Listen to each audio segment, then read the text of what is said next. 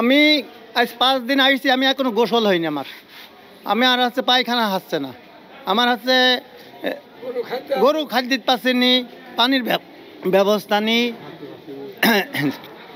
লোকজন এমনি কোনো আসছে না। পায়খানা যাবে দৌড়ে দৌড়ে যাদের কাজ সারা সে মেনটা দেখেন না, তাও দৌড় ধরছি, কি করবো গরু ফেলছি, তাও দৌড় ধরছি, পিসাব না এখানে হাতে টাকা পায়খানা করে ফিরবো, আর দৌড়ে দৌড়ে যাচ্ছি বদনা হাতে গেছি।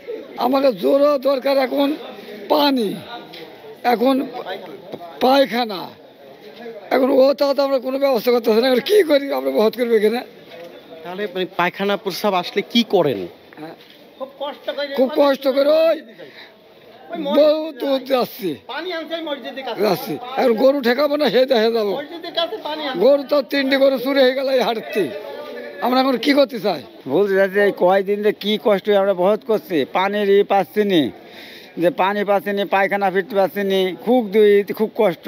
খোলা জায়গা নাই, যেখানে পায়খানা, প্রসাবখানা, গোসলখানার ব্যবস্থা করা দরকার ছিল, কিন্তু সেগুলো নাই।